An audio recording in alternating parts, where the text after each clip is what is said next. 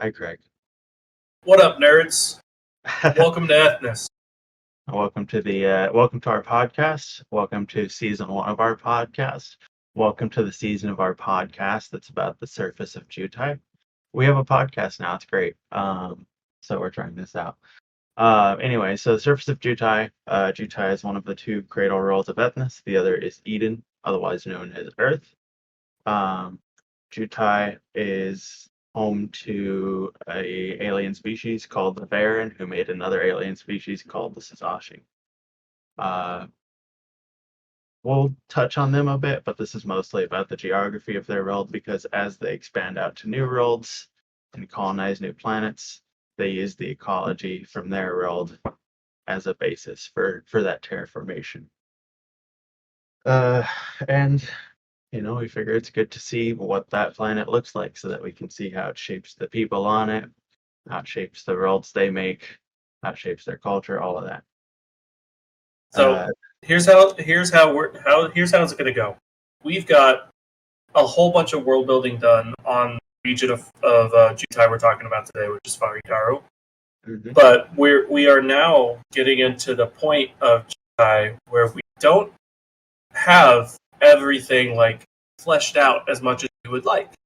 So a lot of this podcast is not only to explore what we have already, but you'll probably hear us going over some new concepts today as well. And who knows, we might generate a canon character or formations or two right here live.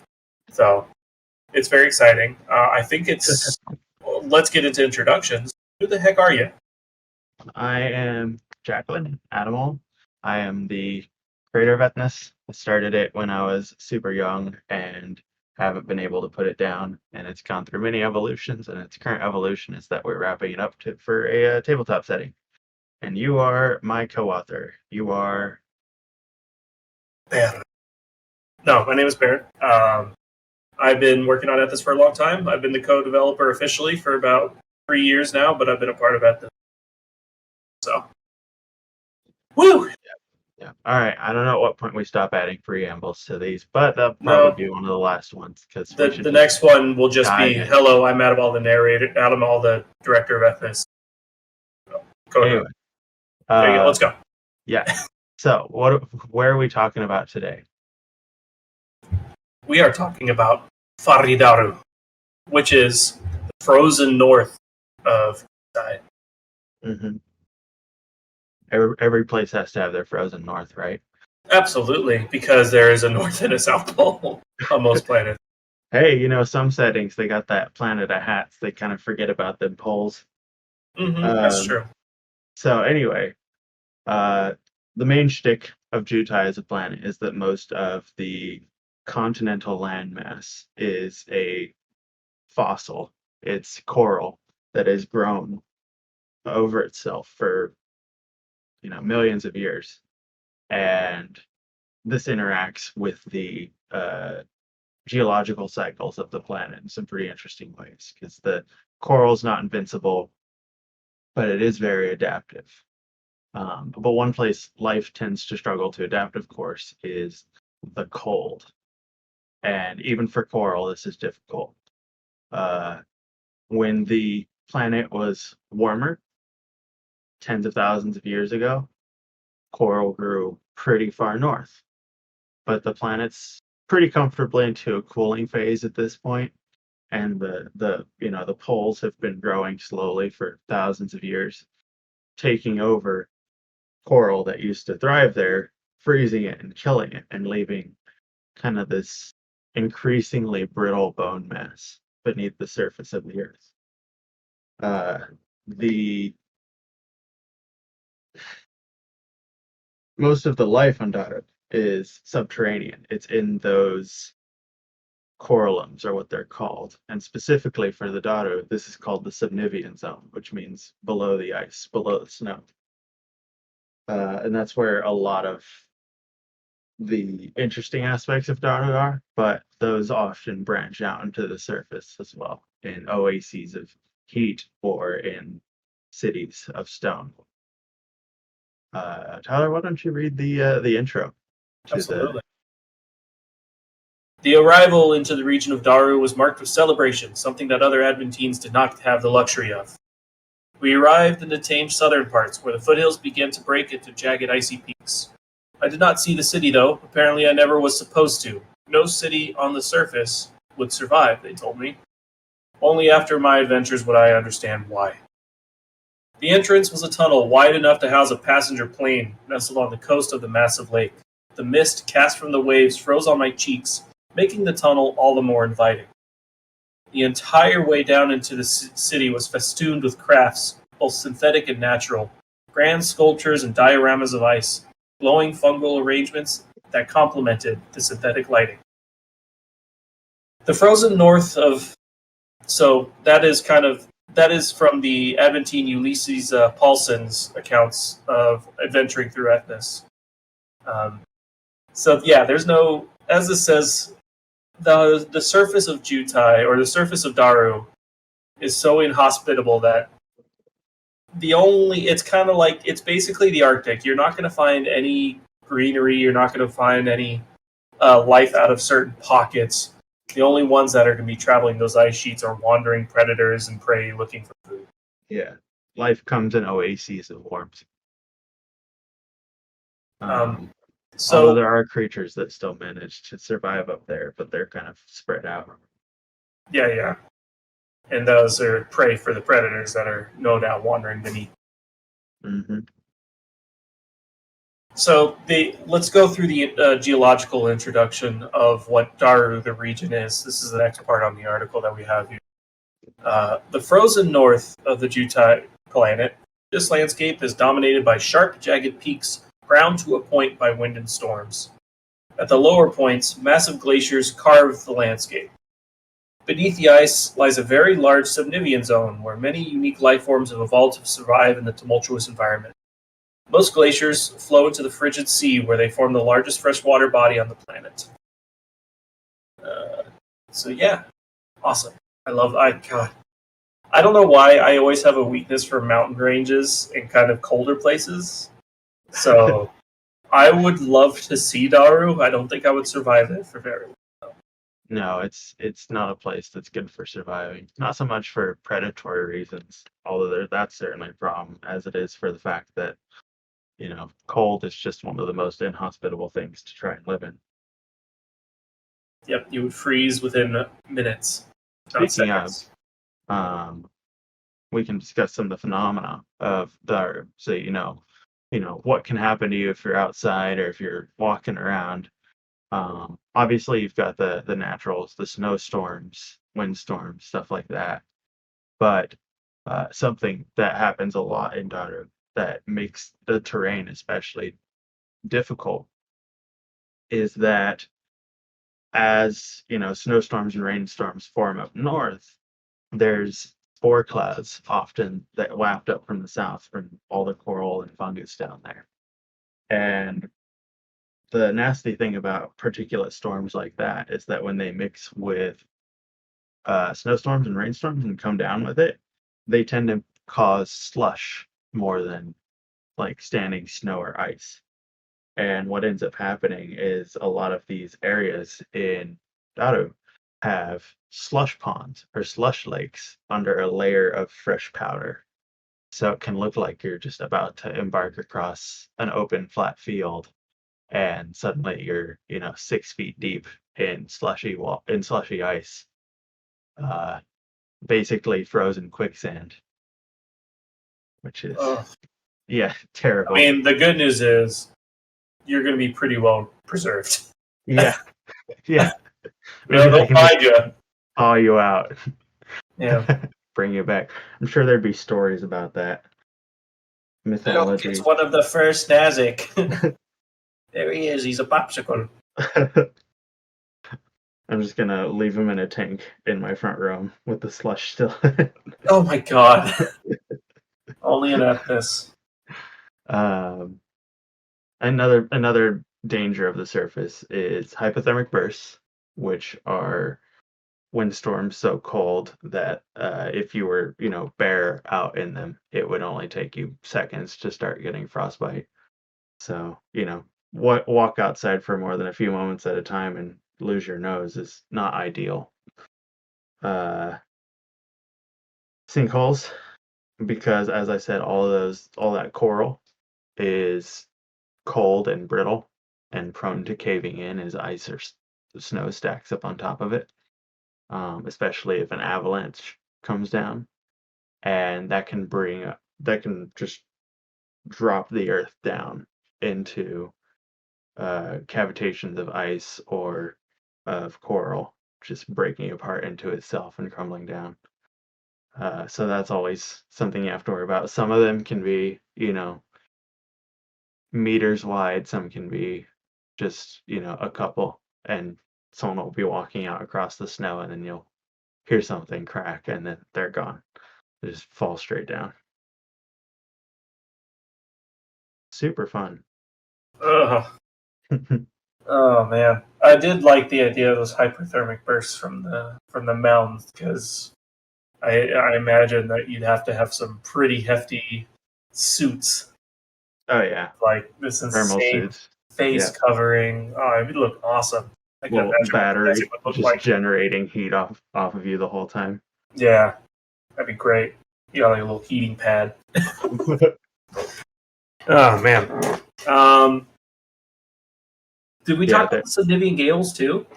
no, so that was all the above ground stuff. Yeah. But as the sinkholes kind of imply, there's a lot more going on down and through the Subnivian zone are usually the deeper you go into the coral, the bigger the chambers are, because as the coral kind of crumbles and uh, ages over time, it fossilizes in a sense of it kind of atrophies, where coral that isn't as load bearing will kind of fall away first. I don't know if that makes sense, but it leaves these big vaulted rooms basically towards the bottom. And that makes for, pretty good areas to build in if you can make sure that all that coral really is stable and not badly formed or something. But the downside of being all the way down there is that you're really close to the tidal zone where since the coral forms a lot of the landmass, but so much of the coral is hollow, most landmass on Jhoutai has ocean somewhere below it. And a lot of these regions of Darru, at least until you get so far north that coral has never grown there, have these big chambered areas called the Subnivian. And a lot of them are interconnected, going on for hundreds or thousands of kilometers. And because of that, because of the tidal shift over such a large area, that still creates weather down there.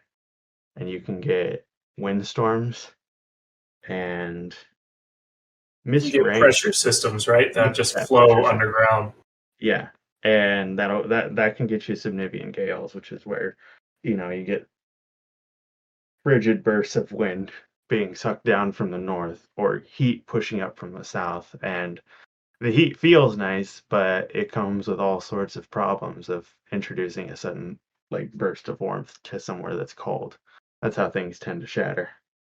So yeah, living there requires a lot of know-how of geology, and thankfully, since they have magic, their magic allows them to go in and strengthen a lot of those structures.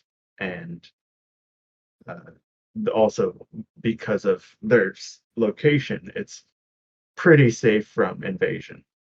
Um, but I think it'd be safe to say that these Subnivian gales are what allow the Subnivian zone to be so yeah, alive in Dar'ru because it's what's bringing warmth and moisture, and most likely there's probably plants that travel through these hmm through these windstorms, or I mean, it could even be points where it's like you get this sudden burst of heat, and the additional heat causes basically a rainstorm from the ceiling, hmm which would be crazy. Oh man, that's so cool.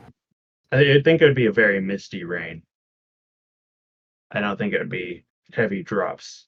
There would be spots for sure, but that would be like streams coming off of any downward points in the roof, like stalactites, rather than a uniform even cloud of rain. I don't Yeah, know. I'm kind of curious because I have heard of caves being big enough to have little rainstorms in them, and I wonder how those rainstorms, like, are they droplets of rain, or is it very a liberal definition of rainstorm? I think it's definitely more the fact that you know how when you get out of a hot shower into a cold room, the water condenses Yeah. on all the surfaces and just starts dripping down, and that can go Yes. so fast that it can feel like a rainstorm. But that'd be so cold. It might be warm in the room and then just very chilly rain You'd coming get down. basically snow runoff from the ceiling. Terrible. Oh god. Be like, oh look, it's raining outside. It's so nice and oh god, and you just get the first drop. Yeah, I don't think people up there tend to wear like tank tops or anything like that. You get that trickle of water on the back of your neck. They have a special building that you can wear tank tops in. Uh, The tank top house. their ends are super heated. Oh, definitely. Oh man. Um, I always picture the Nazik as kind of having something like the well, I think this is something interesting that Nepal has that I'd like to see Nazik have a similar tradition to. But in Nepal, there's tea houses everywhere, and they're sort of like I mean, the only way I can think to describe them is they remind me of the purpose of a tavern in fantasy, or I mean, I guess a tavern in general, but like it is a place for people who are often like going deeper into the mountains or up to remote areas to stop and you know have tea, have a place to rest, and collect themselves before they go up the mountain. And I feel like in Darru, it would be very important to have places where everyone can heat up together. That would just be like tantamount to a public service for some people. Obviously, they you know want you to pay, but I think the general view of hospitality is like share your heat with each other.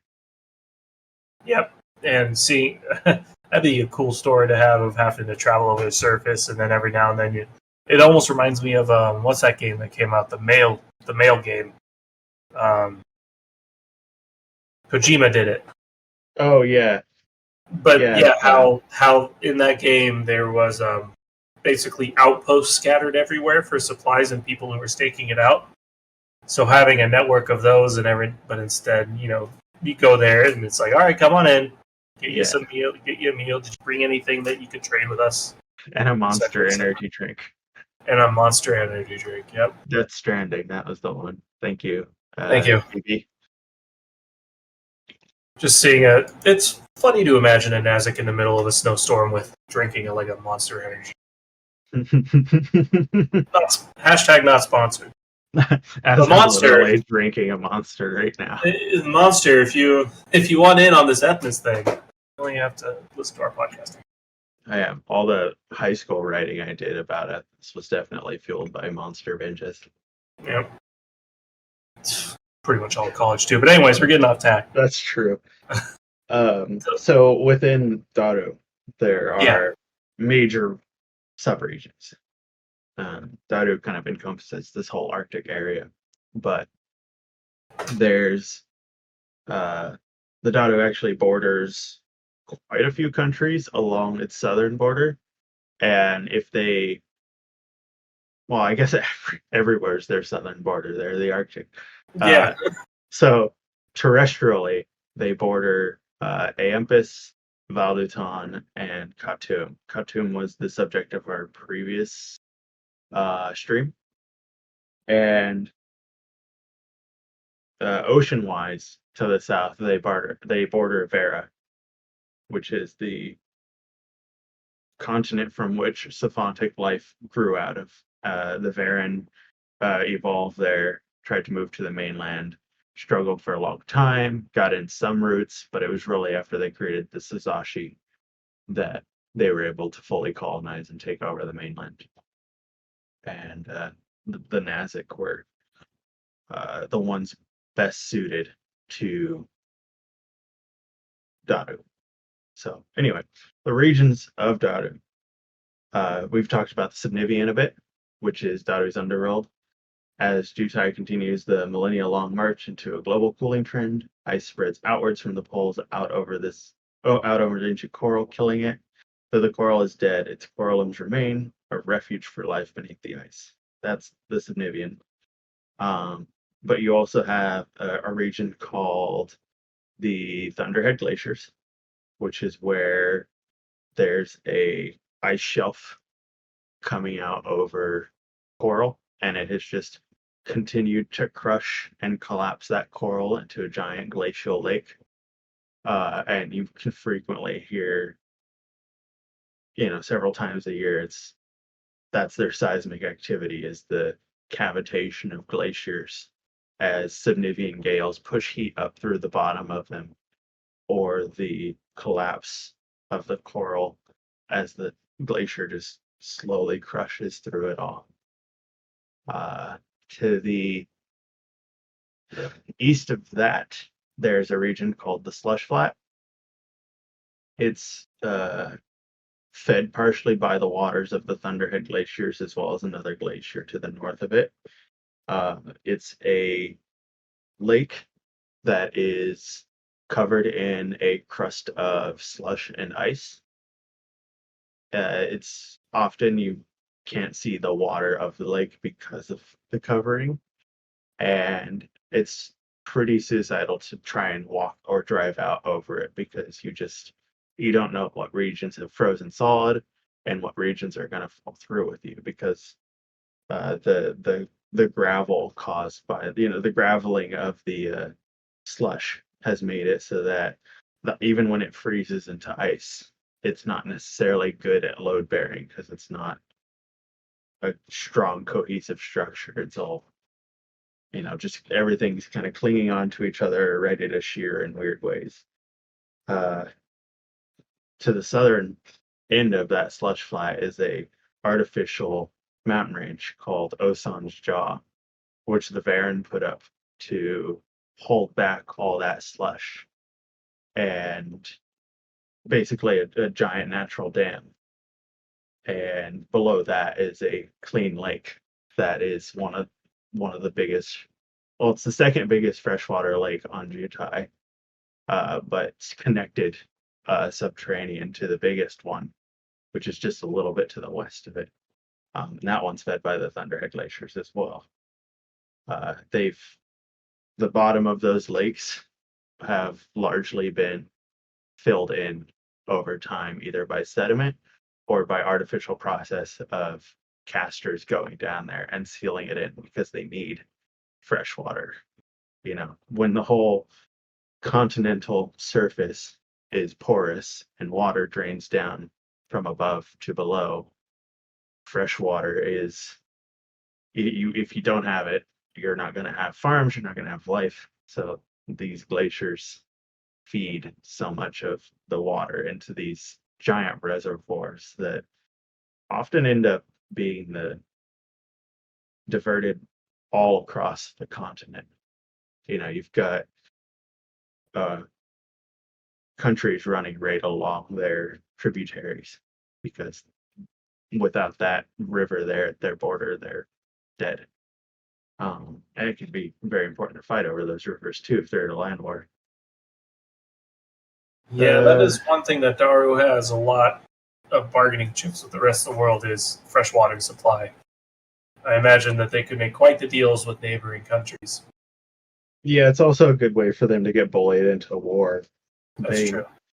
I mean, taking Darru is difficult, but I imagine fending them off isn't exactly the hardest either. That's why Darru is more famed for special forces and assassins than they are for infantry. Hard to gather a standing army in a place as cold as that. Yep. So that's the major regions. There's also uh, the tallest peak, I believe, is in. Let me check that.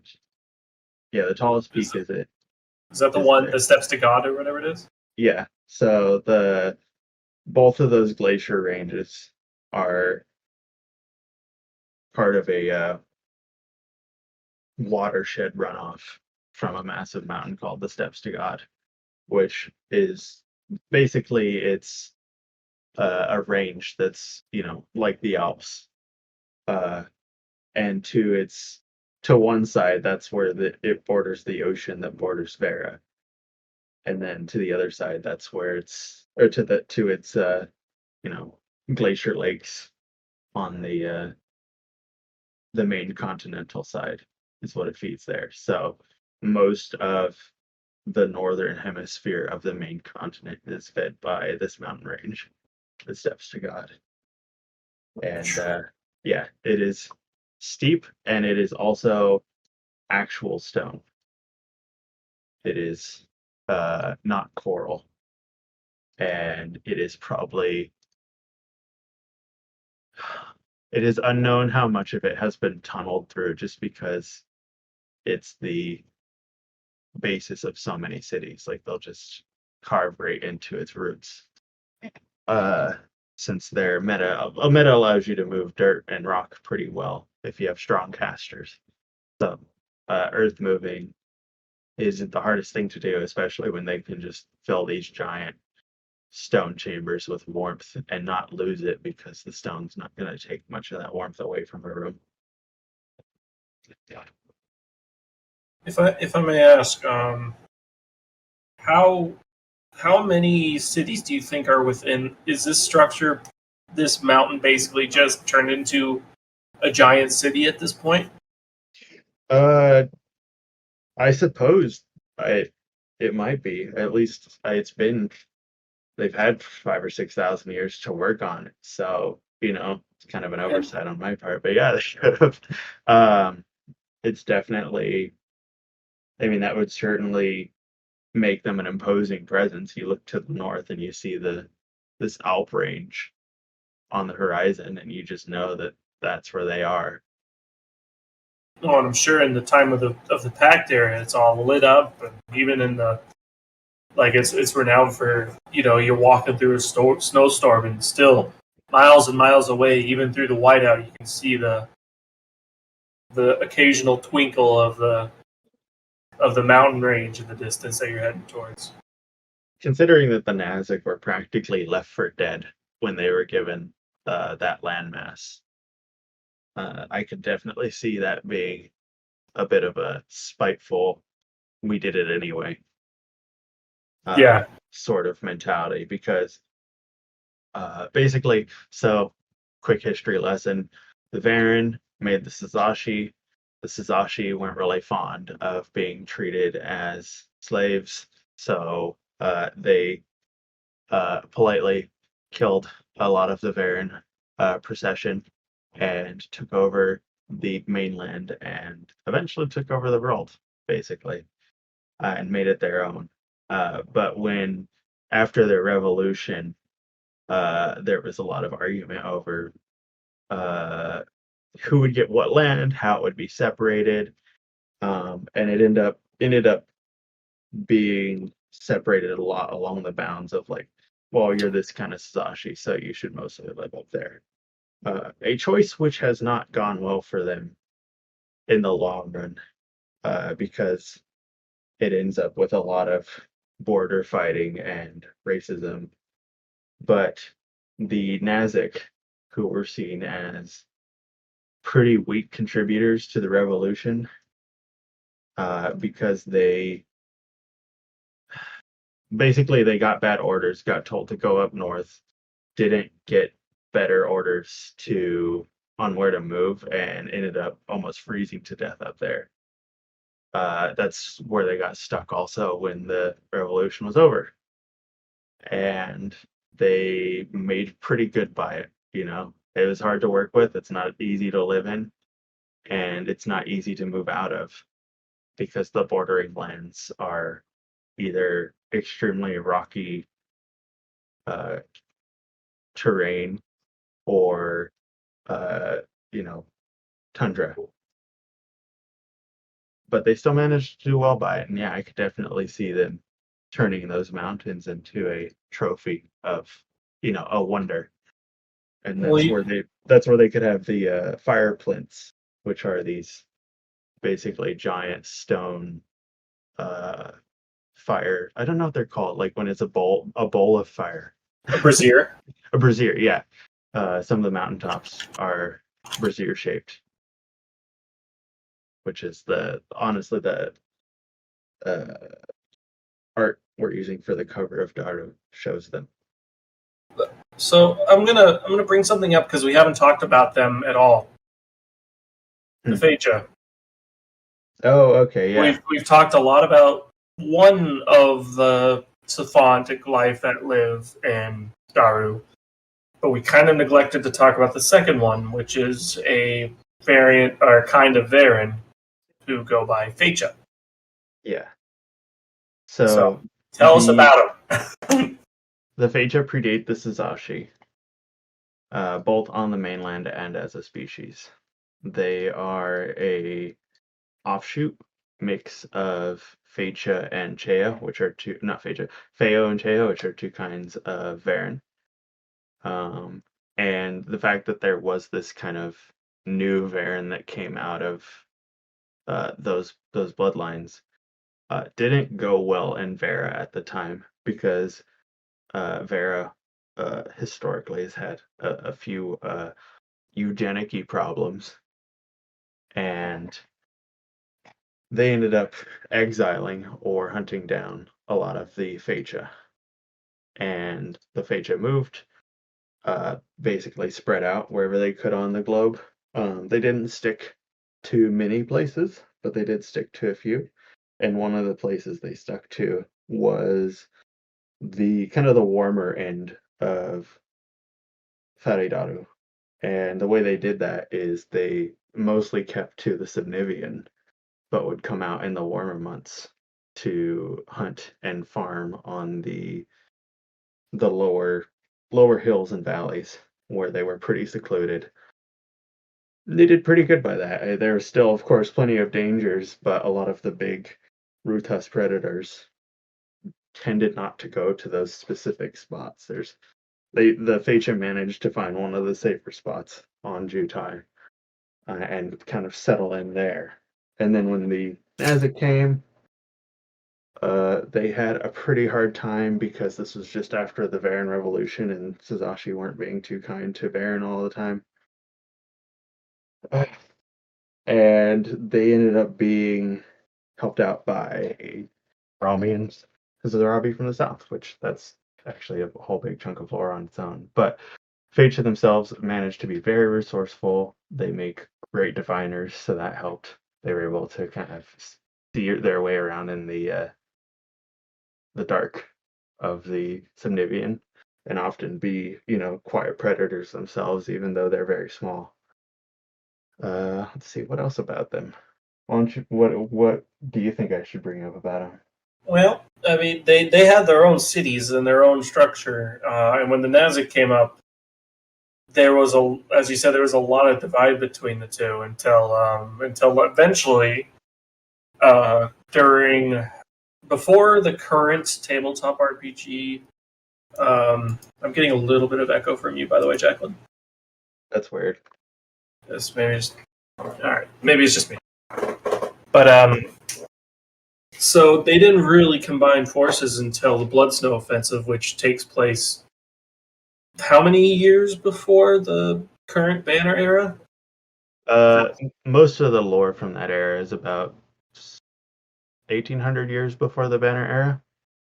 So quite a ways before, which means that that giant city and those mountain ranges that we were talking about were probably entirely Nazik until 1800 years ago, at which point the Phaetra just and the Nazik, I'm assuming, just kind of integrated together in all their cities.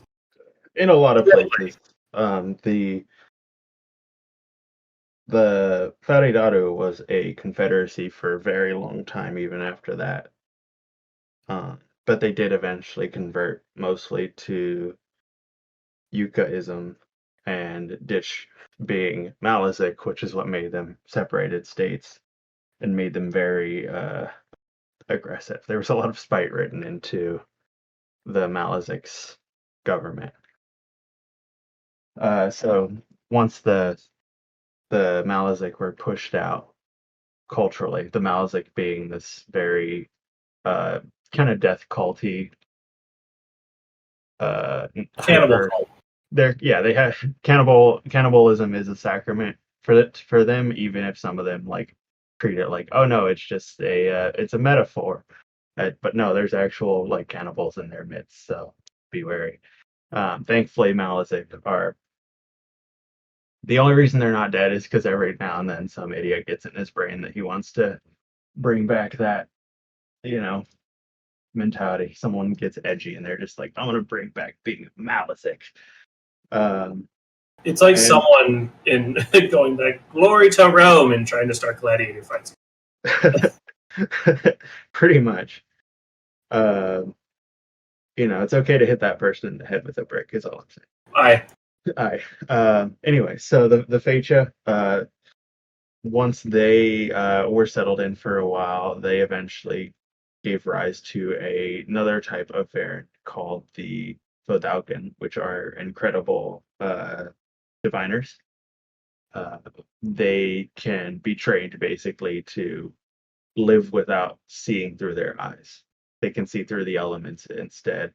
And 99% of the time, that gives them an edge.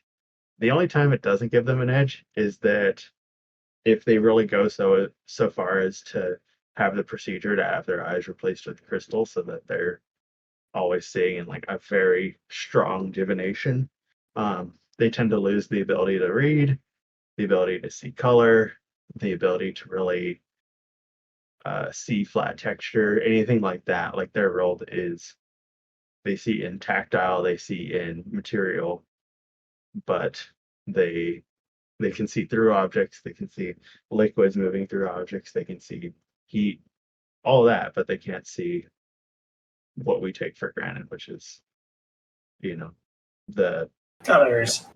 colors, textures, a lot of that. Letters. The letters. So we talked a lot about the places. We talked quite a bit about the people, and the phenomenon that hit the region pretty well. Mm-hmm.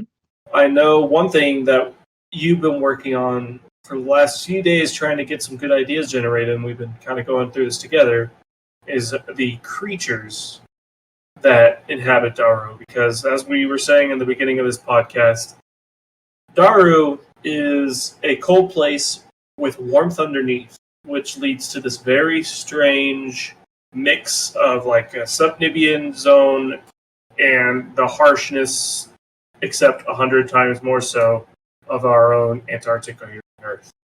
I think it's about as harsh as our Arctic. It's just there's a lot more people motivated to try and live there. That's true. Fair enough. Well, there was a bunch of people who we sent there. It would be like if we were like, "Hey, Australians, go live on Antarctica instead." We just want to see what happens. Get up there. Yeah, pretty much. I'm like, wow, you guys are doing such a good job. You can have your own country up there too. But the creatures are a million times worse than what there is in our own Antarctic.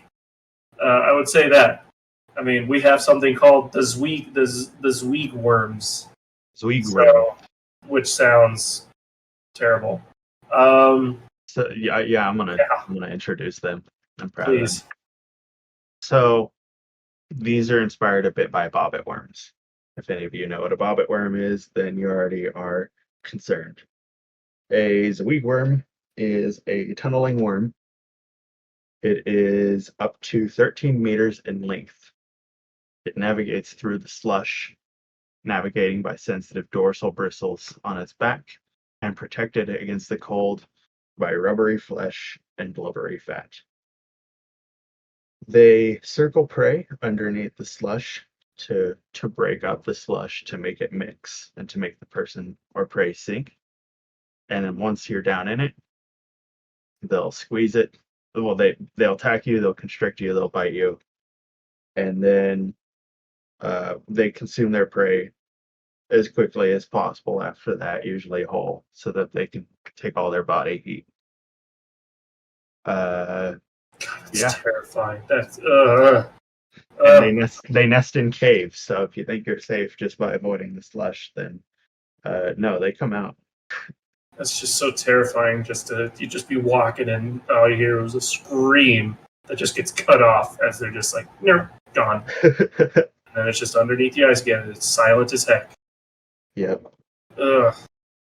I also kind of imagine them doing the like shark breach thing sometimes where they'll just swim down really far and then just launch up through thin slush on something to really just shock it. They're bad. They're bad.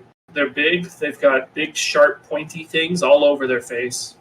And they're not just teeth. Yeah, there's a reference on the article. If listeners want to go look it up, go to our Ethnos Codex on World Anvil and search up Darru, which is DAR apostrophe RU. And towards the bottom, you'll see the illustration of it. Our artist Oscar does amazing sketches and art.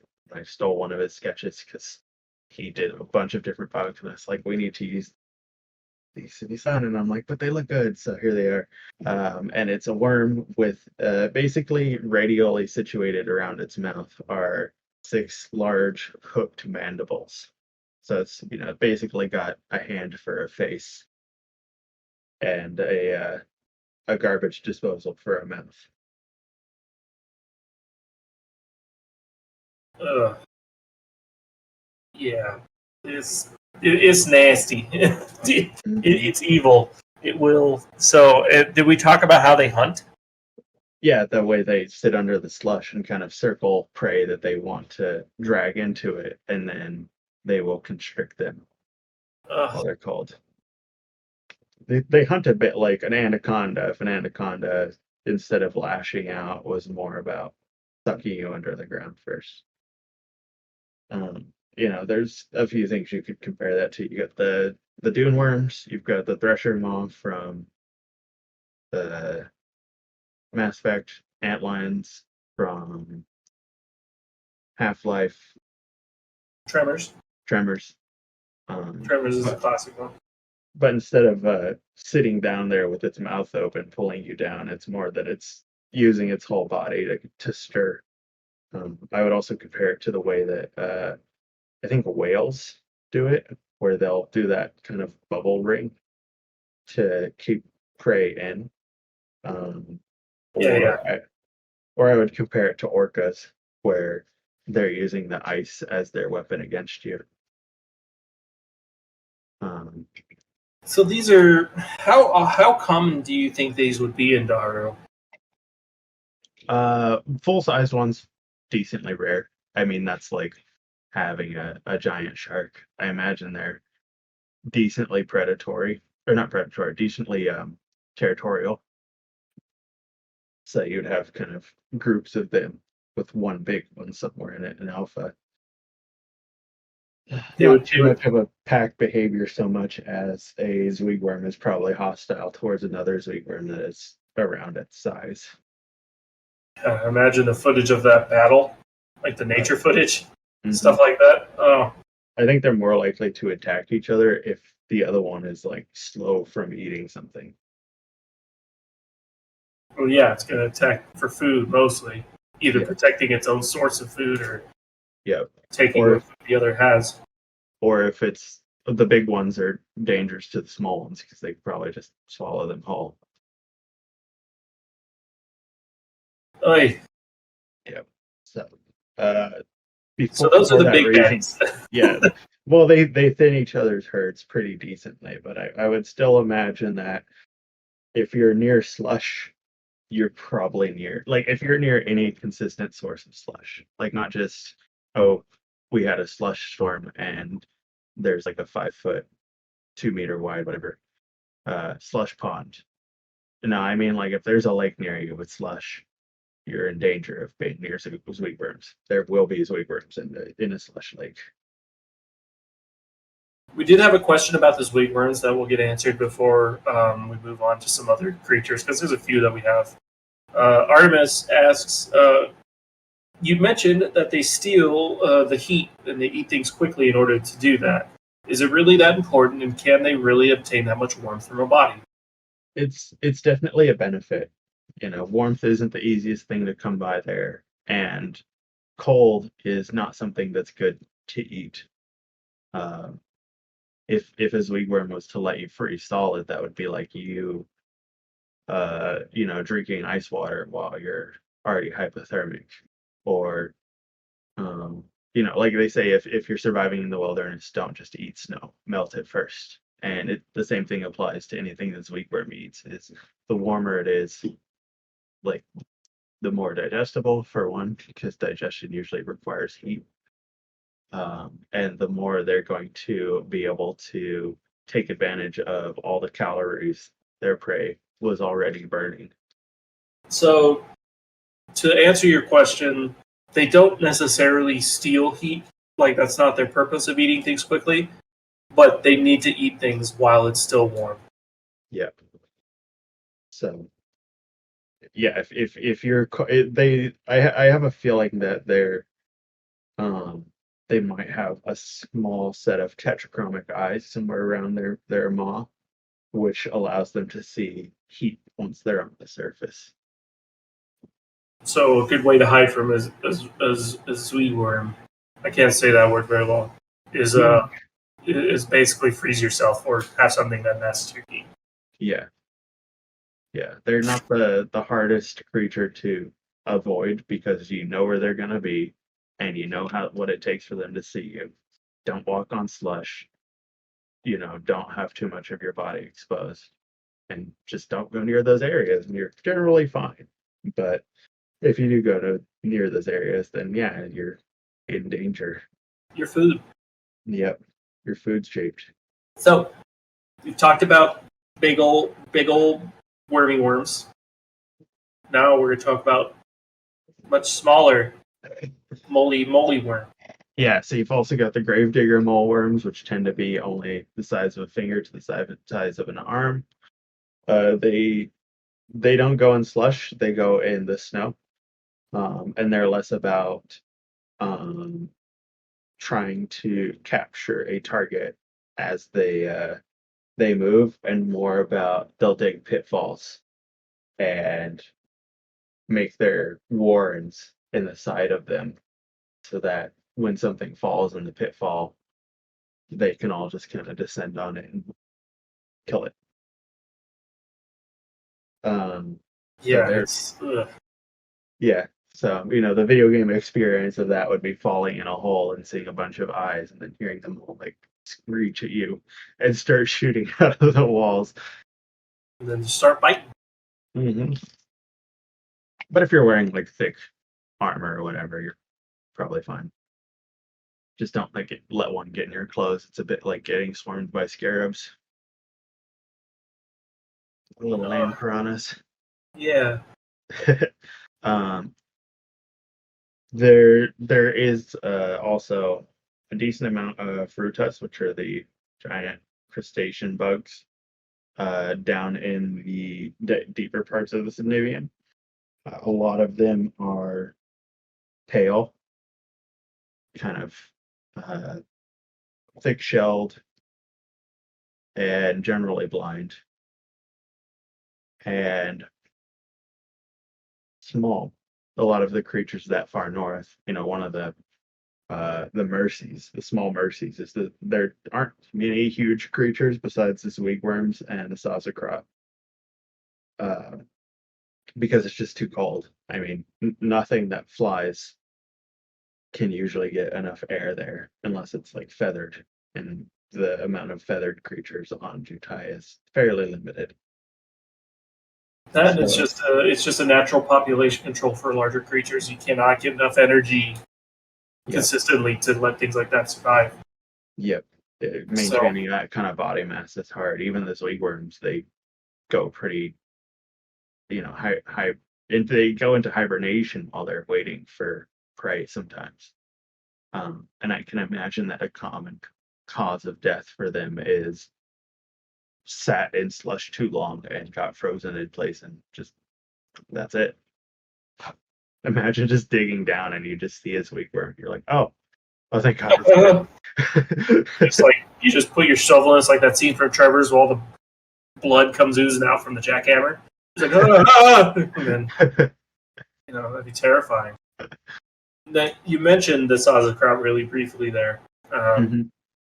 Yeah, so they. Sauerkraut's my favorite Ethnos creature. Not gonna lie, I think they're one of the fan favorites too. Mhm. Um, and one thing we haven't gotten to explore yet, which it looks like we have time to do it now, is what makes the Sauerkraut, like what makes the polar Sauerkraut different than a regular Sauerkraut. So I figure there's actually a couple different variants. One would be more in the line of what you would see as kind of like a polar bear, where you've got the big boy. Um, isn't really made for moving fast through the water because doesn't getting in the water is not really a great idea in general. It's a good way to freeze. So whatever time they spend in the water is brief. But they are very enduring, where they have that blubber, they have thick fur, giant tiger bears. And I then imagine they have these very dense, wide paws I could see that, yeah. because they need to be able to walk on snow, like Canadian lynxes, and how they have like that fur that comes out in those really wide hands that just poof, Yeah, murder mittens. murder mittens. Big ol' fluffy murder mittens. But they're Um, stocky, they're lumbering, they're rare. I'm pretty sure they have the food sense of a polar bear, in which if it's made yeah, of meat, it's food. yeah, lots of digging down and grabbing things out of the ice, or I could see them getting good at luring sweet worms out, Oh yeah, or like even they just just being so like imagine one walking very slowly over the slush ice, and it's got its head like pointed straight down, its ears perked out, its jaw open, because one of the features of the Sazerac is that they have hollows in their jaw that make it so that when they open their mouth, their entire skull becomes like an ear. It's very sensitive, and when they open their mouth, they can basically catch sound in it, like you catch sound in the cup of your ear, and they can listen. And one of the things, that's how they'll hunt prey that's underground. And so it becomes a contest between the Zweeg worm and the Sazerac of who can get the jump on who. Because once that Sazerac makes the jump and breaks through the ice and just, bites off the head of that Zweeg worm, it's gonna have a nice big meal. Well, And the other thing is, like, I imagine Sauerkraut not only would be good at like trapping them, but they'd also like get small animals oh or yeah. something, and then just try to, or even just rocks, Yeah, and try to like roll them into the slush so the worm comes out and tries to grab it, and then the Sauerkraut jumps on the worm. It would be amazing because the thing about Sauerkraut is they're unlike a polar bear. Sauerkraut have the intelligence of like a dog. they have uncanny intelligence. Yeah, I like wouldn't even describe it quite as a dog. I think uncanny intelligence is.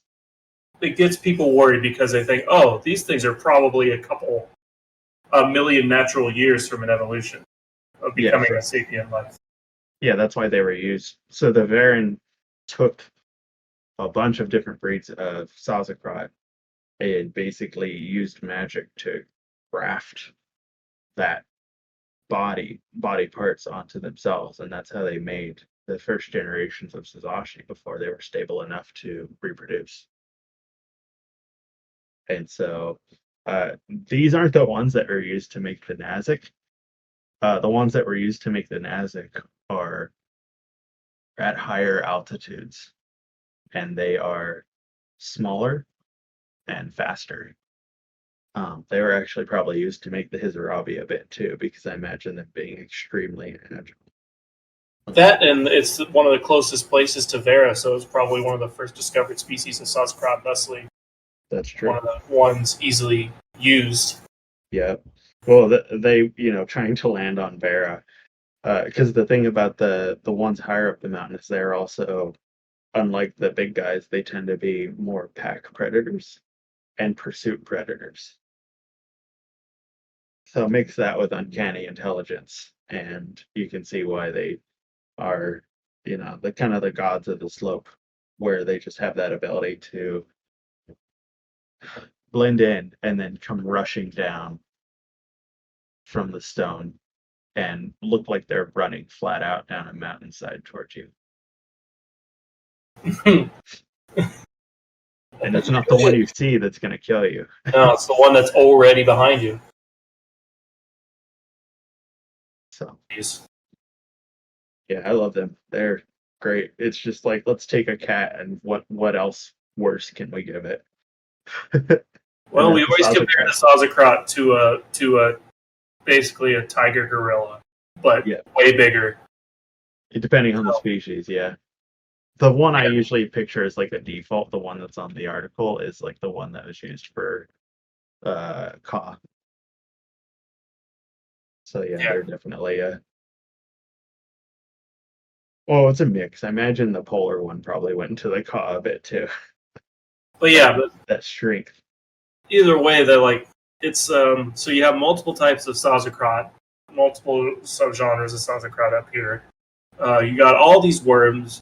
I know below the surface, we're almost out of time, Oh, but there are quite a lot of fungi, and most of that fungi is what's used for the staple crops of the Nazic and the Phaecia, pretty much because it's what grow underground. Um, I yeah, think lots. Euphrates mane, which is like a type of rudus, which makes these long strands of edible, basically mucus. That's Mhm. another one of their main food supplies, which sounds delicious. Yeah, a lot of their food would look very Cold. no, just it would. I think it could look pretty tasty. It'd make a great stir fry. You've got so many different kind of veggie looking mushrooms to chop up and cook, Well, and and then with Euphrates mane, the idea is you can use those strands to basically make either noodles or any sort of like protein dish. Like I think one of the things I had it on is they used to make burgers, like hamburger meat, out of are they more protein or starch? protein. Okay, yeah, and you can do better. Can't do noodles so much with proteins. I think yeah, that you need starches, but Mm. I might be wrong. But anyways, we Yeah, got 1 minute left. This is where we should probably start closing. We yes. didn't even get to go over the landmarks today. We could. Do you want to go over them really quick, or? Yeah, there's a couple of cool ones. You've got the fire plinths, which are the top of the mountains that are, made to look like giant uh braziers. And they are, if you see one go out, that's cause for alarm because the fire itself is usually the top of like a very large fire spell that's being used to warm the inside of that plinth where people tend to live. And then there's a lot of forbidden markers, which are, anything you see out across the snowscape that is a warning of like, don't step here, don't walk here. I imagine there's like a very developed culture of leaving behind markers for each other. Like could just be having these very long, skinny poles that you just kind of javelin out onto the ice to mark a spot with like a red stick and say, "Hey, something dangerous here." Maybe with a little flag hanging off of it that indicates what. And that's just something that travelers do a lot when they're walking out there because it's going to be lost over time anyway and decay. So it's not like it's a big deal if they leave a bunch behind. Cool. Yes. Love it. Yes. Yeah, So and then there's Ozon's Jaw is one landmark that I talked about, which was the holding back the slush to create clean water lakes, and then the other one is Hierophant Palace, which is actually below Slush Lake. Um, the Varen procession built it way, way long time ago, before even this they made the Suzashi, or no, sorry, during the Suzashi, before the Suzashi Revolution. and it's an old home, which is basically a living golem city. And it has been sunken below the ice, and it's very hard to get to. And the last time someone went down to it, they brought back some ancient Baron magics that changed the shape of the world, just as they had back before the Suzashi had the revolution. So pretty important site. The Shelt were not too happy. Yeah, no, the Shelt, who were the ones who were tasked with making sure that that sort of tech never got back out into the world, were very unhappy about it. They're like, warp? Warp? Yes, warp. Uh, okay. So we'll take some questions now. I see some people are writing some out, but I do have one already lined up, which is a question I have about surviving as a civilization. How does trade work in Darru? I'm not sure if the giant rail tracks that connect the rest of the world would work out in Darru. Is there massive tunnels that they have to go through? The trains and there's so much maintenance that goes into Dar'ru. Yeah, it has to be an underground tunnel, very heavily maintained. Dar'ru makes a lot of solid casters, and it imports a lot of them. If you're a solid mage and you're good at moving around stone and earth, you can usually find great employment among them because they have these huge underground complexes that need lots of watch and care because the ground is very hard to, it's hard to keep it consistent for more than 20 or 30 years at a time before something needs to be, shifted. And but they do it because that's how they have to get things in and out. Like, yeah, now that the world is a lot more integrated, they could leave, but this is their home now. They've had it for 6,000 years. They're gonna make it work. And my second question is based on that. So, as we everyone here knows about sled dogs and the the impact that they have had on living in cold places for quite a long time. Mhm. I don't think I've really heard of a Sazasi creature that has been tamed or domesticated besides the Ailman hounds, and I'm wondering if there's anything you could think of that would serve as like an above ground transport that's like maybe organic and a little more reliable. Well, the Suzashi love their airships, Mm. and they would probably have some pretty darn good ones for navigating. The trick would be, calling the day. You gotta go on a clear day. You can't go in these hours because that's when, the thermal pressure is gonna change and you're gonna lose too much altitude. Just like with seaplanes, you have these people, or, like mail carrier planes to Alaska. You have these people who are very qualified for it. Yeah. Um, for short range things or for slower journeys, um, airships all the way. In terms of creatures, like a pack creature, um, somewhere I had some pretty large herbivores that would That's probably qualify, but I think if they have them, they're mostly imported. yeah. Okay, so we have some questions from the audience here. Potential freebie concept. You mentioned the warning landmarks of sticks with cloth to identify bad things. Is there a particular place where it's like a forest of these sticks with no consensus on what the actual danger is? I really like that idea Me actually, too. where It's it's just just like a wall of warnings, and no one goes in there because no one knows what's there. I could see that. I could definitely see it in places where something really terrible happened, especially if it was magically related. Like there might be an old home near there, and everyone has weird things happen to them every now and then, but no one can really pinpoint it. Or it could just be kind of a tradition, and that tradition has given people a superstition where it's like, a few people did it once, and then a bunch of other travelers came by and thought that would be funny, and then 100 years later, everyone's terrified to go there because it's It's just, like Dark Souls. yeah. There's just a bunch of messages on the ground that say, try finger butthole, and you're like, gosh darn it, stop! I just want to get to the Magic City. Um, so I do see your question, Arcane Crafter. This world has magic. Do you have magic related weather effects? Somewhat. So, meta is a unnatural force. It Yeah. is It comes out of the gods.